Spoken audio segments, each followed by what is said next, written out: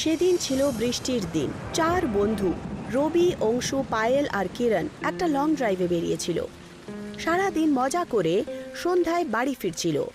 হঠাৎ করে তাদের গাড়ি একটা খালি জায়গায় খারাপ হয়ে যায়।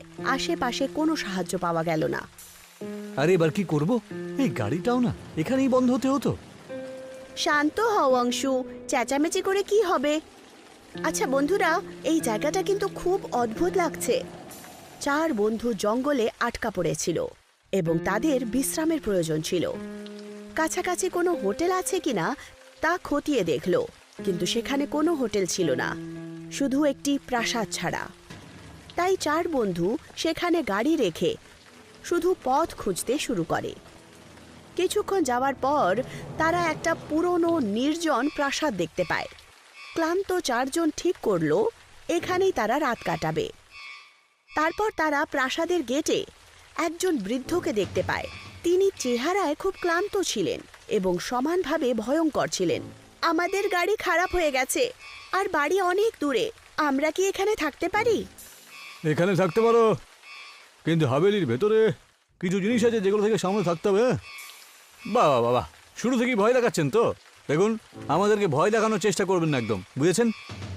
রবি চুপ কর, আপনি ওর কথায় একদম ধ্যান দেবেন না প্লিজ। কিরণের নির্দেশে সেই বৃদ্ধ ব্যক্তি রবির কথা উপেক্ষা করলেন এবং তাদের প্রাসাদের একটি কক্ষে থাকার ব্যবস্থা করলেন। কিছুক্ষণ পর সেই ব্যক্তি ওখান থেকে চলে যান। প্রাসাদের ভেতরের পরিবেশ শান্ত আর ভুতুড়ে ছিল। আসলে এখানে একটা অদ্ভুত নীরবতা। আমার এই জায়গাটা ঠিক লাগছে না। আরে চল না, আমরা একটু মজা করি, বুঝেছিস? আরে বসে থেকে কি লাভ? এগিয়ে গিয়ে অংশু চার্লি চার্লি গেম খেলার পরামর্শ দেয়। এই খেলাটা আত্মাকে ডাকার জন্য জানা যায়। চ আজকে আমরা একটু অন্যরকম কিছু করি, চার্লি চার্লি খেলি। আরে এইসব বাজে বাজে, আরে ও ভূত প্রেত কিছু হয় না রে। আমি এসব খেলবো শুধুমাত্র তোদেরকে হারানোর জন্য। সবাই টেবিলে একটা কাগজ রাখে আর তার মধ্যে হ্যাঁ আর না লিখে 2টো পেন্সিল রাখে।